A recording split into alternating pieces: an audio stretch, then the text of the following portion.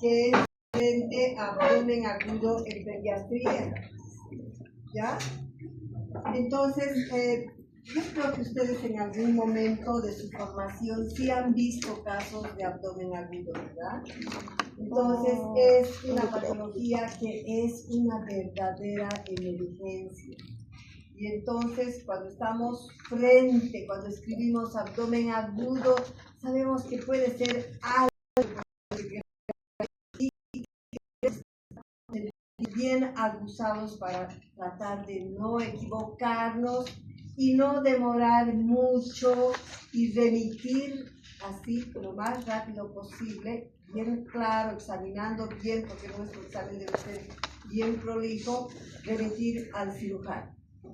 En este caso, al cirujano pediatra, ¿verdad? Pero en el internado van a ver ustedes de casos que son frecuentes también en personas mucho más grandes, desde adolescentes, adultos, etcétera, ¿no? Entonces, vamos a ver esta parte, donde acá, si se fijan lo que dice el tiempo, el reto más importante frente a un cuadro que puede considerarse un abdomen agudo, el tiempo que puede transcurrir hasta aclarar nuestro diagnóstico debe ser lo más rápido posible y debemos nosotros tratar de ser lo más certeros posibles. Y para esto, definitivamente, queridos, la parte semiológica la tenemos que dominar. Tenemos que saber hacer una buena anamnesis, un examen físico bien prolijo que nos pueda orientar. Y el objetivo precisamente de este tema es no es que operemos ni nosotros vamos a operar, no, sino es que nosotros podamos hacer un diagnóstico más certero, más bueno y orientar lo más rápidamente posible que vaya donde debe ser tratado. Por eso, nuevamente decimos, el reto importante, el tiempo es bien preciso y valioso, no perder el tiempo.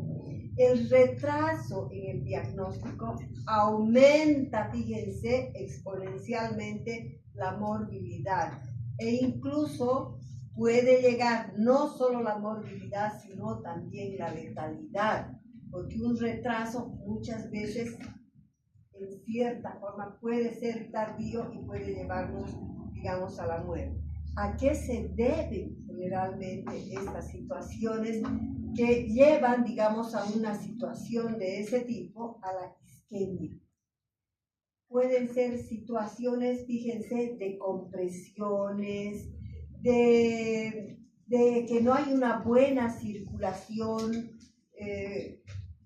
y que esto sufre un proceso de isquemia, puede necrosarse esa parte y puede perforarse, ¿verdad? Eso es lo que pasa. Y entonces esto es muy grave. El objetivo es diferenciar precozmente de un cuadro que podríamos asustarnos, terminamos de hacer bien el examen y puede ser un cuadro común y corriente y ya que nos deja más tranquilidad, o puede terminar en la muerte, como dice aquí. Puede ser que nosotros tengamos la capacidad de diferenciar claramente entre un cuadro banal de uno letal, ¿no es cierto? Entonces, fíjense esto, cómo es la incidencia en la consulta, en el manejo de estos pacientes.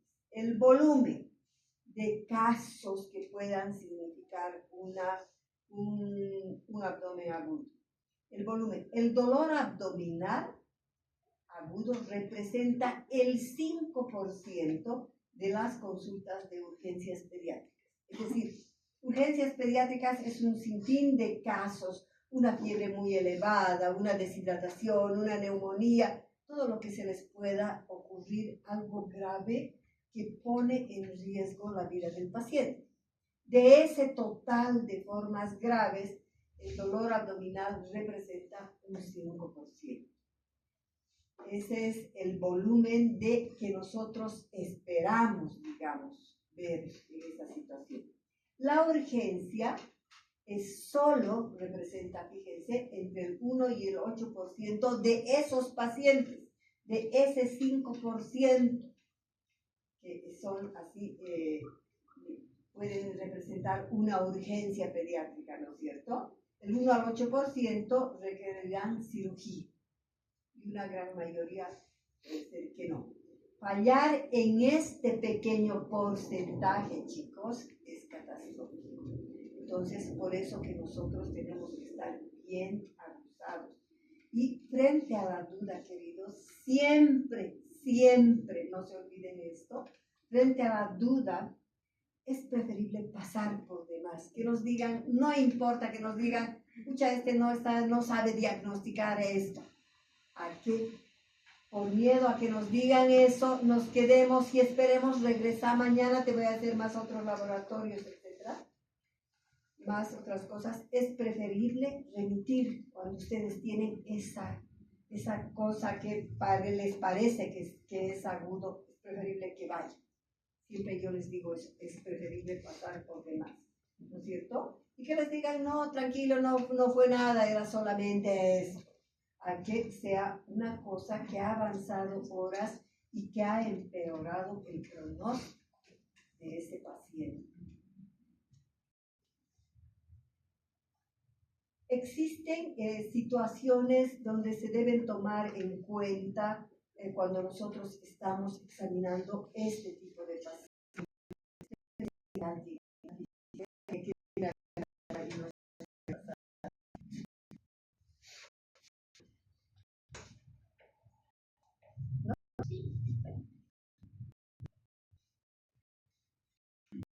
Entonces, decíamos que uno de los filtros primarios es tomar en cuenta la edad del paciente, porque de acuerdo a la edad del paciente existen patologías también que son características de este grupo etario.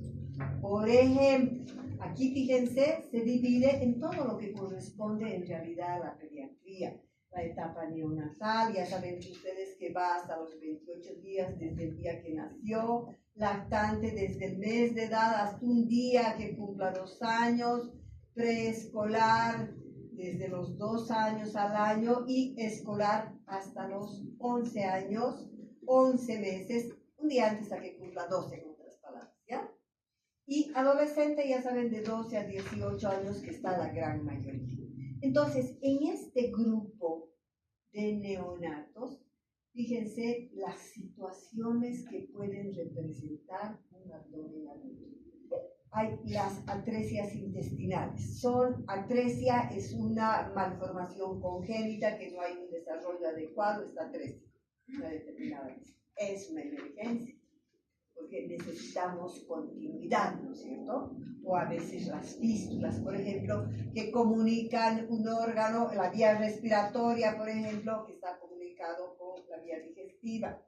Son estas situaciones.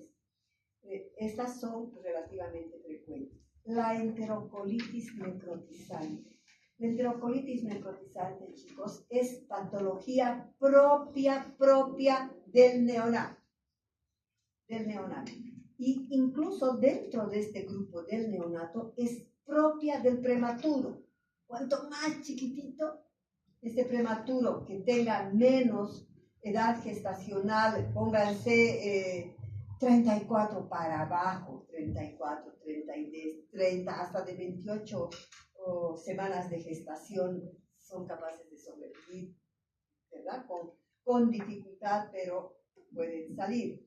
Entonces, cuanto más pequeño es el neonato, en cuanto, no me refiero a peso, sino me refiero a edad gestacional, siempre tiene mayor probabilidad de hacer una enterocolitis necrotizante.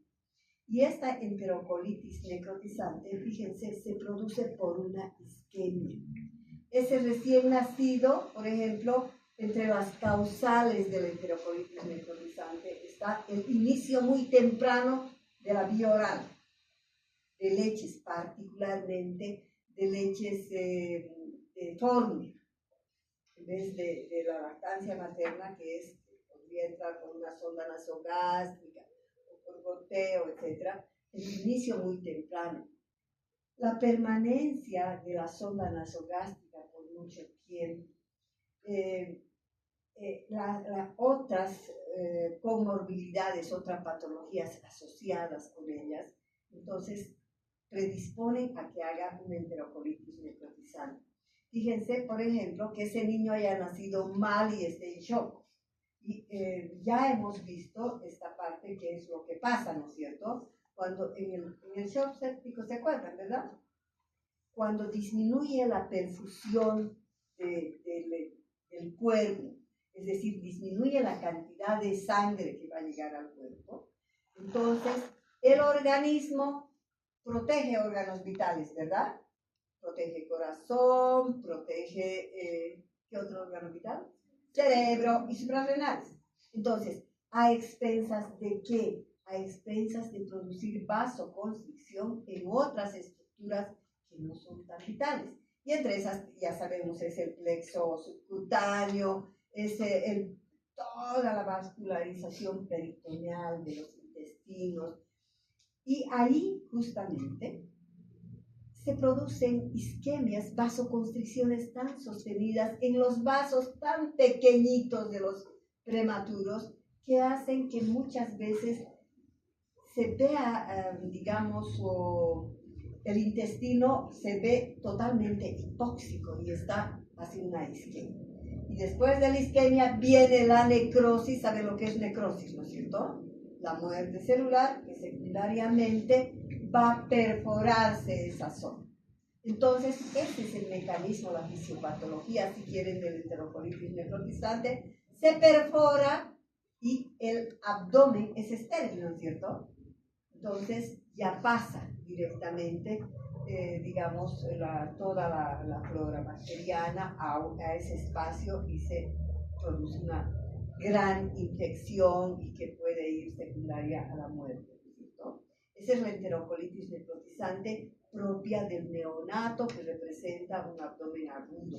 El vólvulo del adulto lo han visto, es cuando las asas intestinales, generalmente del grueso o de arriba también, giran, rotan sobre su eje y se obstruyen, ¿verdad? Aquí en Bolivia es muy frecuente en adultos, por ejemplo, el vólvulo en las personas chagásicas, porque tienen el megacolon. Y estos a veces rotan, hacen todo esto, los que tienen muy grande. Estas pueden ser malrotaciones, enfermedades, estas son mucho más raras, ¿no? En el lactante, ¿cuáles son las patologías que representan un abdomen agudo más frecuente? La invaginación intestinal. ¿Saben lo que quiere decir invaginación, no es cierto?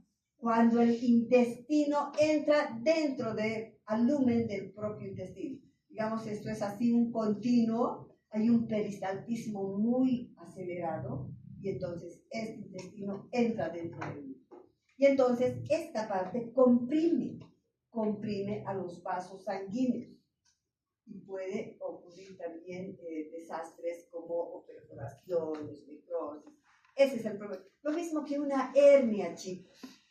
Cuando la hernia entra y sale, el anillo herniario es grande, no hay mucho problema. Pero ya saben que en pequeñitos eso es grave, ¿verdad? Apenas se diagnostica, una hernia inguinal y escrotal, hay que operar, porque puede encarcelarse, puede quedar estrangulada, ¿no es cierto? Y si está estrangulada, comprime vasos, particularmente arterias. Y esa es la causa de lo que representa una emergencia. Hernias estranguladas o encarceradas, divertículo de Meckel. En edad, fíjense, preescolar y escolar, una de las situaciones más frecuentes es la apendicitis aguda de emergencia.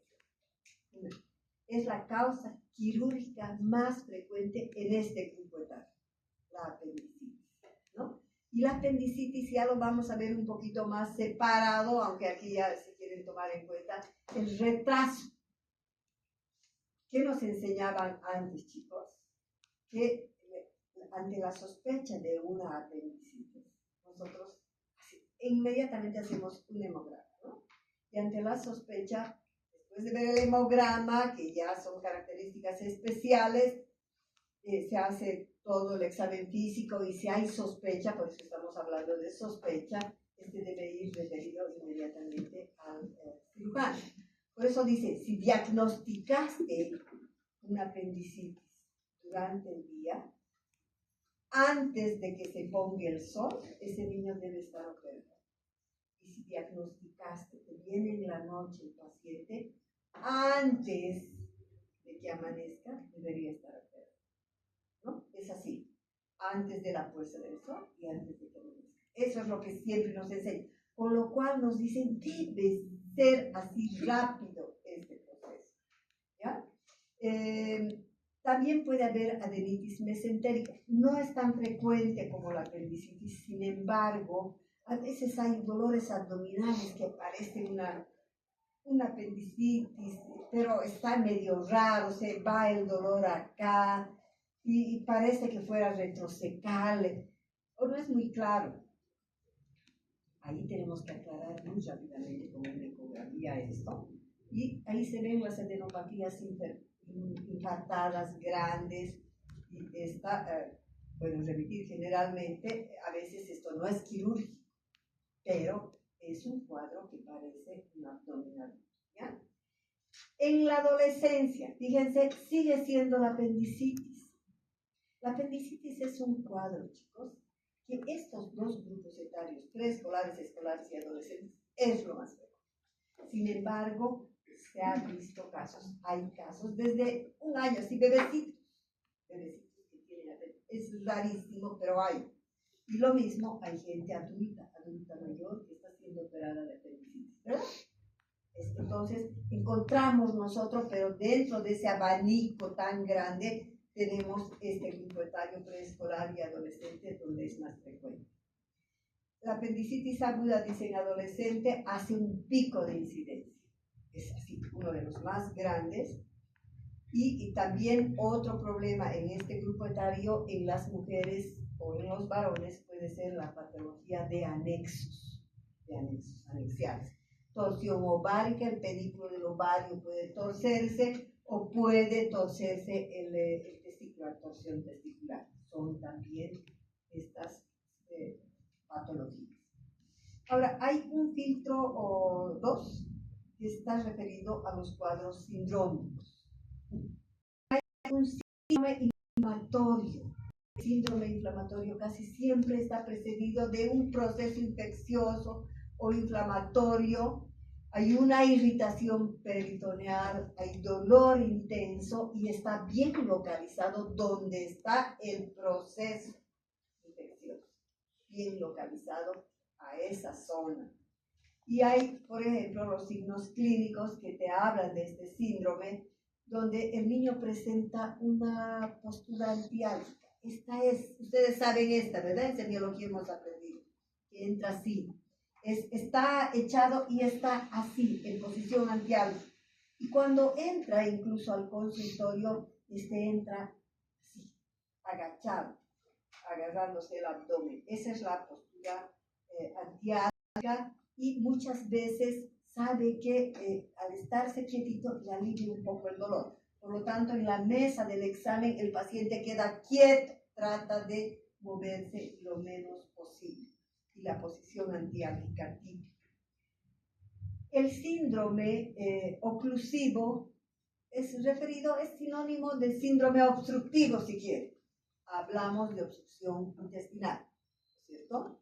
Este síndrome puede ser a nivel de lugares que se produce la obstrucción. Es una obstrucción, puede ser mecánica, es decir, compresiva, algo que está comprimiendo de afuera, o adentro, digamos, un tumor que haya una compresión y que deje un lumen así pequeñito y no permita el tránsito, ¿cierto? Entonces, puede haber una obstrucción mecánica o un ilio, hay dolor cólico mal localizado, no es muy claro. Y aquí lo típico es lo que sabemos de una obstrucción, que he dicho. Hay distensión abdominal, porque no se están eliminando adecuadamente los gases, ¿no es cierto? Ni las heces. Entonces, hay distensión, vómitos biliosos, inquietud extrema, y aquí el paciente se queja de tanto dolor porque hay un peristaltismo de lucha, ¿se acuerdan? Cuando hay obstrucción, hay el peristaltismo de lucha, hay unos espasmos terribles, y estos espasmos son los causantes de este dolor, ¿ya? El otro síndrome es el traumático. Generalmente acá hay un antecedente de trauma, de un choque, de un accidente, o de alguna, digamos, una paliza, si quieren, en otras palabras. ¿Y cuáles son los órganos que habitualmente se lesionan? ¿Verdad? Esas hemorragias digestivas, hemorragias internas, que uno dice que afuera no se les ve nada, pero el paciente va choqueándose, y es una emergencia eso, porque hay que ingresar, porque tal vez es hígado o vaso que se ha roto, que lo han traumatizado y está sangrando ahí adentro, ¿no es cierto? Entonces es una irritación por sangre, porque hay una hemorragia interna. La sangre es el contenido que existe ahí, hay lesión de vísceras sólidas, particularmente las más afectadas son vaso e hígado, estos dos órganos, ¿ya? El antecedente traumático es bien oculto, es bien notorio, es muy importante. Sin embargo, en algunos casos, como por ejemplo de maltrato infantil, puede estar oculto porque el niño no menciona, por miedo o por situaciones así. Entonces hay que investigar incluso esto en pediatría. Y el síndrome anexial, que son alteraciones urogenitales, en varones puede ser torsión, fíjense en la gráfica, torsión testicular, donde el reflejo cremasteriano está muy notable, y en las mujeres torsión ovárica o por algún quiste. Aquí vamos a ver, investigamos un poco las salidas. A ver, fíjense, las salidas boca, ¿verdad? Ahí es una salida, uretra, ano y vagina. Entonces, aquí esto ayuda un poco, debemos tomar en cuenta e investigar esta situación. Al hablar de boca, nos está hablando de la parte digestiva alta, ¿no es cierto?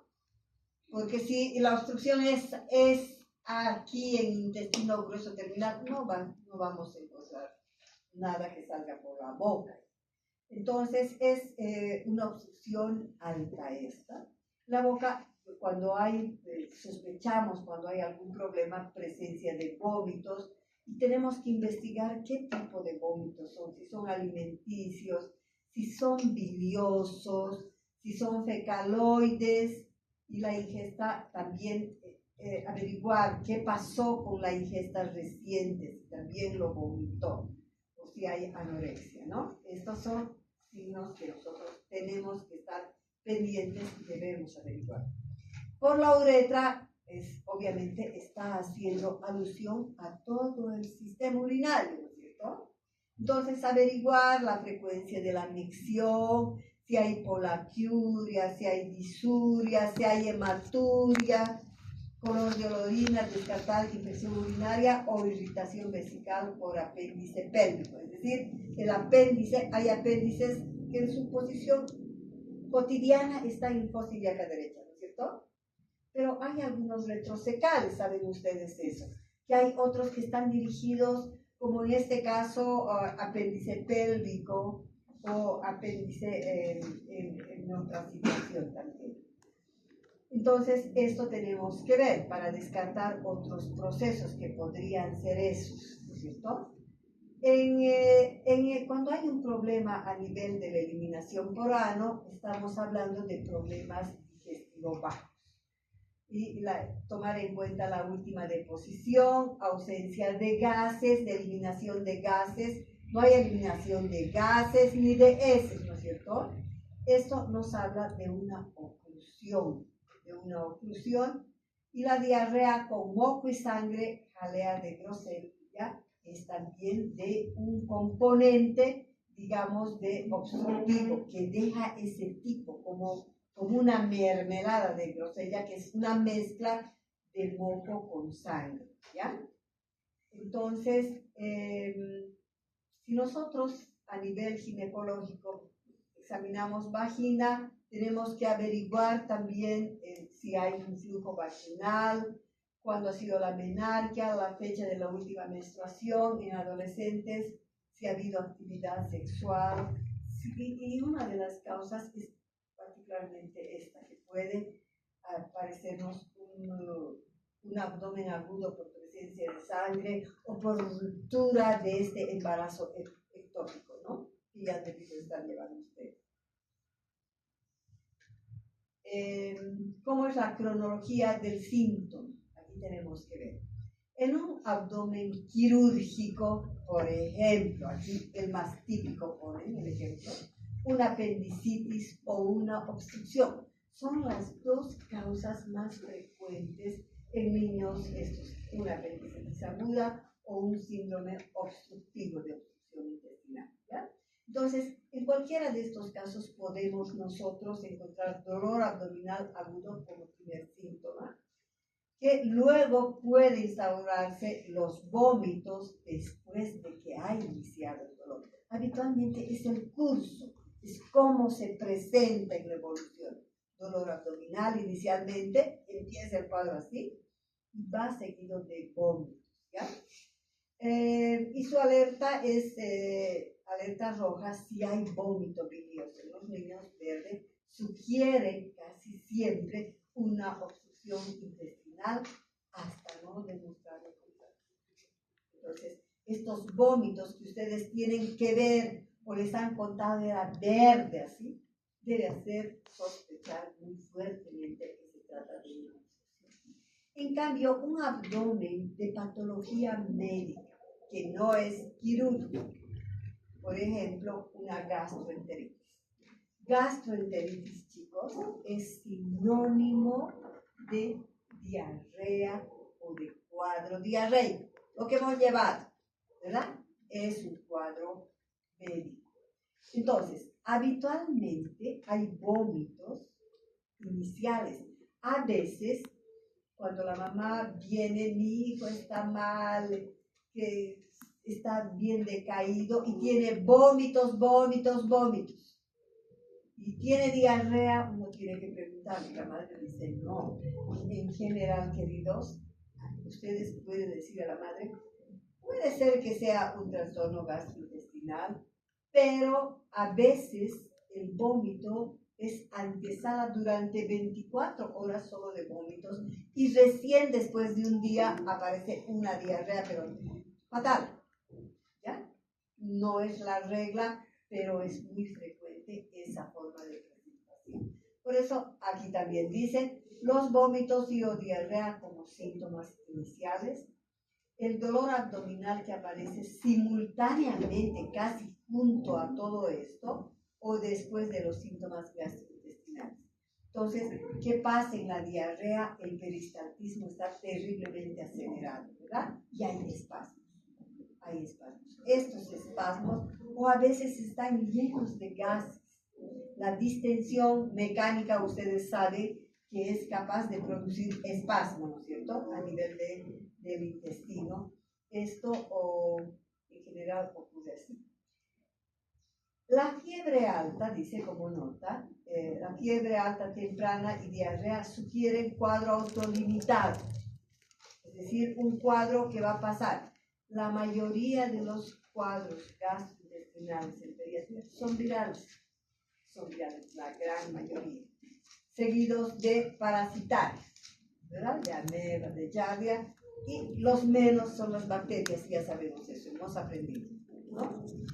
Sin embargo, la Yersinia puede mimetizar una apendicitis, puede dar esa impresión. Aquí hay un cuadro, chicos.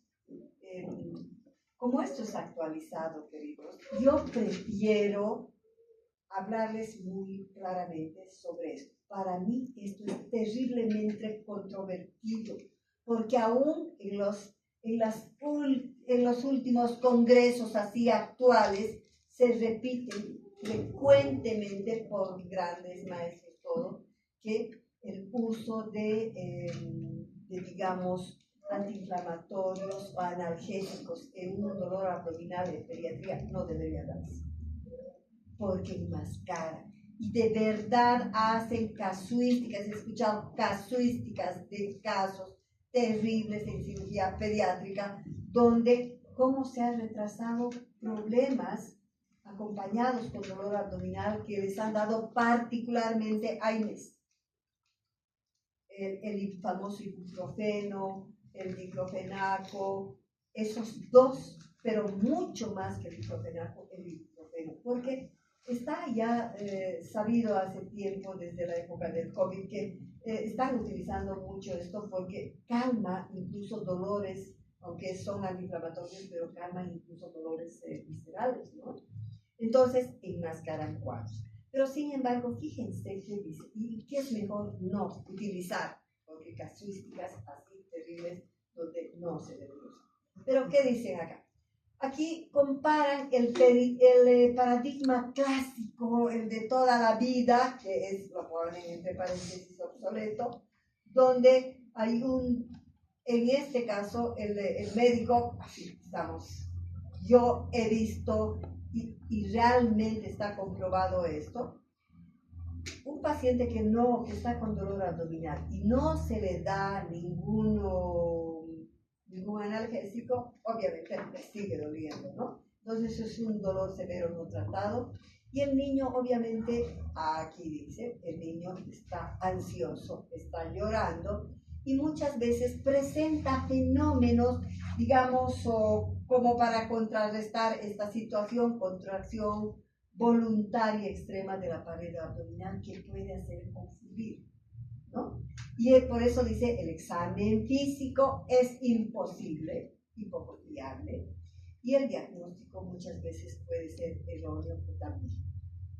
Y el paradigma actual, basado en evidencia, la administración precoz de analgésicos como paracetamol, AINES u opioides, incluso los graves, los hipnoanalgésicos, se puede administrar, da un confort y reducción de la ansiedad, relajación de la defensa muscular voluntaria y revela la verdadera defensa involuntaria de una peritonitis. El diagnóstico puede ser preciso y rápido. ¿Cuántas veces de pacientes que han ido a la emergencia, aquí nomás sin ir lejos, en pediatría, han encontrado, digamos, peritonitis, pero terribles por el uso de los AINES? Sí, graves, chicos. Y eso en casuísticas, pero así dice esto, por eso tomen con pinzas, queridos. Yo prefiero que ante la sospecha ustedes traten de mandar donde corresponde lo más rapidito posible y ahí que vean si quieren que le den analgésico o que aclaren, porque ahí tienen absolutamente, mandan un tercer nivel o harán inmediatamente, ¿no? Y terminan diciendo el uso de analgésicos no enmascara los signos de infiltración peritoneal ni oculta el abdomen. Eso yo les hablo, tomen con pinzas, ¿ya? Pero está así. La pirámide de eficiencia en la imagenología, fíjense, en la ecografía, el ultrasonido es de primera línea, es absolutamente de acuerdo, ¿no? El gold standard son, esta de la ecografía, son radiaciones de alta rentabilidad, ideal para casos como por ejemplo una apendicitis, una invaginación intestinal, una patología biliar, ovárica, escroto agudo, te muestran perfectamente y te aclaran el diagnóstico muy rápidamente porque yo no necesito grandes trámites para esto, ¿verdad? La radiografía simple, que antes de que la ecografía esté así como un boom como es en este momento, es de uso limitado. Claro, ahorita tenemos mejores medios y no muy caros, porque una ecografía ya no es cara como antes, chicos. No pasa muchas veces de los 200 bolivianos, ¿no? Entonces, dice de la radiografía, está en desuso como screening rutinario, indicaciones específicas, sospecha de obstrucción intestinal, y puedes encontrar, particularmente para esto es importante, cuando hay una sospecha de obstrucción intestinal, te va a mostrar niveles hidroaéreos, ¿no es cierto? ¿Se acuerdan de esto? Nos muestra niveles hidroaéreos, ¿así? Y siempre esta radiografía no es de echado, es parado, porque el gas siempre tiende a subir, ¿verdad? Entonces no se puede hacer nunca de echado la radiografía. Hiperestación, parado, ¿ya? Es bueno también para casos de neumoperitoneo o cuerpos extraños. La tomografía computarizada es el último recurso. Entonces, tiene alta radiación, sensibilidad mayor al 80% y las indicaciones, fíjense, casos altamente dudosos, ante la duda. Muchas veces, incluso haciendo ecografías, hay error diagnóstico. Ecografías repetidas y el paciente sigue mal y no muestra nada claro. Entonces, en estas situaciones se debe hacer como una alternativa la tomografía que va a aclarar más, ¿no? Por eso dice casos altamente dudosos donde la ecografía no es resolutiva, cuando hay una obesidad severa, o el gran pánico adiposo, o trauma abdominal mayor. Bien. Claro que digo.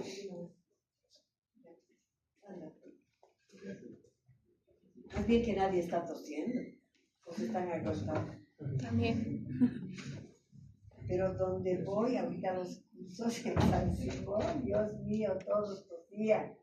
Quería escapar. Y no escuchaba a nadie toser.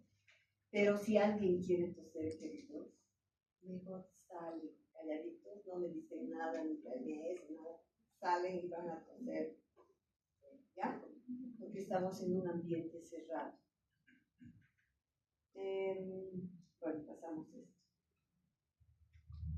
El mapa térmico del apendicitis. Fíjense, aquí en una obstrucción, las primeras 12-24 horas, hay una distensión del apéndice por obstrucción de un coprolito, de una semilla, de un apéndice linfoideo, cualquiera de esas cosas.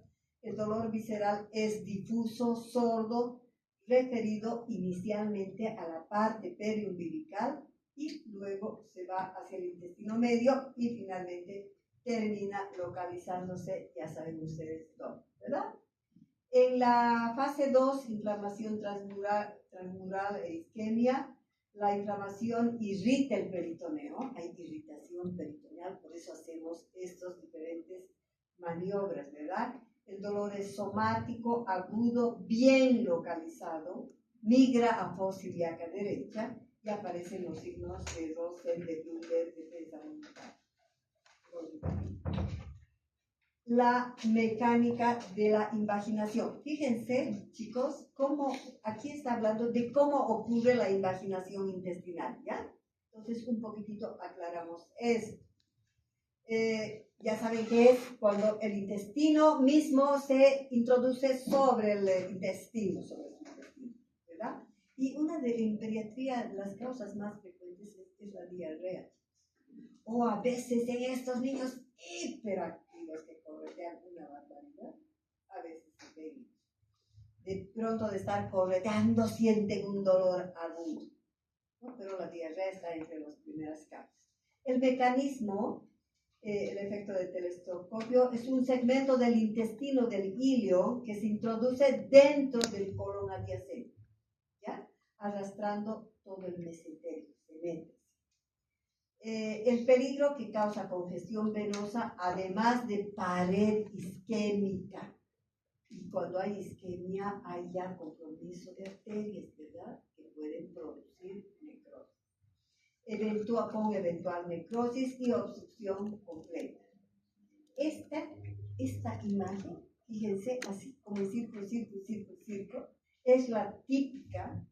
El diagnóstico ecográfico, el hallazgo patognomónico es el signo de la diana o dona. En algunos libros está como dona, ¿no? Es un signo así. donde un corte transversal del segmento nos muestra este tipo, una sensibilidad y especificidad próxima al 100%. Entonces, hacen muchas veces una especie de cortes y sale este signo, ¿no? Porque el intestino está ahí adentro. Y esta imagen dice, tiene sensibilidad y especificidad próxima al 100%. Aquí hay como una especie de diferencial de estas situaciones cotidianas que podemos encontrar en el abdomen agudo, chicos. Una apendicitis aguda, escolares y adolescentes entre 6 y 12 años, pero puede ser desde escolares 3, 4, 5, 6, ¿no es cierto? En la invaginación es de lactantes, propia de lactantes, si tomamos en cuenta edad de 4 a 36 meses. El divertículo de Meckel es un pico de edad en preescolares. ¿Cómo es la presentación del dolor en la apendicitis? Es cronológico, difuso, periumbilical al inicio y que luego se va a ir a fosa ilíaca derecha, ¿no es cierto? Eso sabemos bien. En la invaginación intestinal, como es el dolor, es cólico, intermitente, súbito, porque hay ese peristaltismo indefensivo, con intermitente súbito, llanto inconsolable, encogimiento de piernas y letargia. Y en el divertículo de Meckel frecuentemente es indoloro, hemorrágico o imita una apendicitis que se ha inflamado. El hallazgo clave en la apendicitis es la defensa muscular y el Blumberg positivo, en fosa ilíaca derecha. Apretamos para hacer bien hay que distraer al paciente, apretas y largas esta separación, es lo que hace doler, ¿ya? Ese es el Blumberg positivo, lo saben ustedes.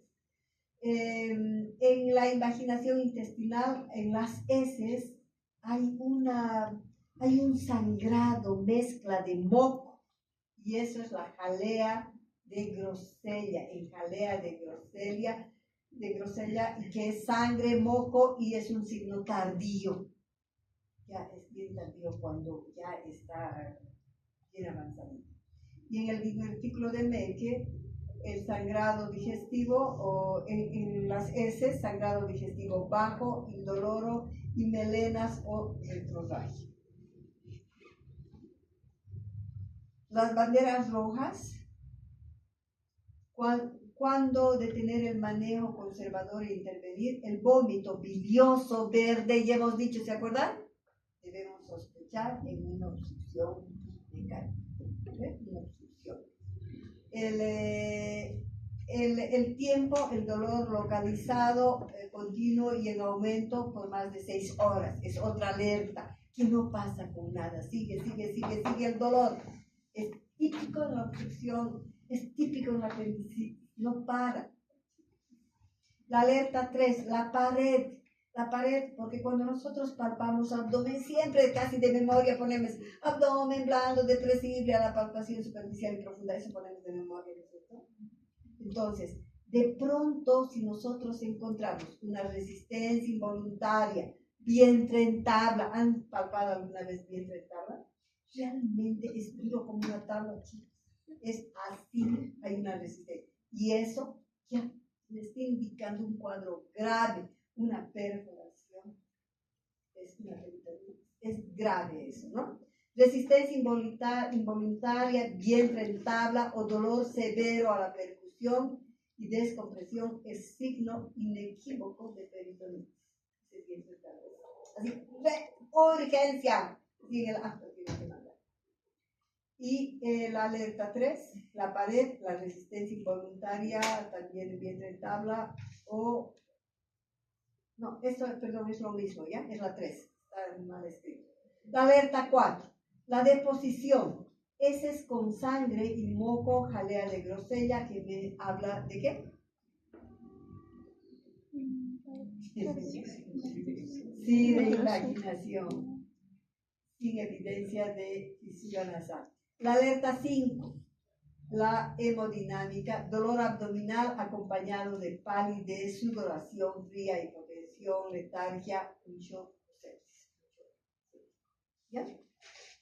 Un abdomen agudo pediátrico exige reevaluación clínica constante. Miro un rato, vuelvo a hacer ante la duda la ecografía y la valoración por cirugía pediátrica. Si están en un tercer nivel, ese rato viene el cirujano pediátrico. Pero si están en niveles donde no hay cirugía, tienen que mandar rápido transferencia. ¿Ya? Y valoración por cirugía pediátrica son sus mejores aliados. El tiempo es vida. Entonces, creo que he tratado de hacer lo mejor que he podido para esta parte de abdomen agudo para que tengan paciencia.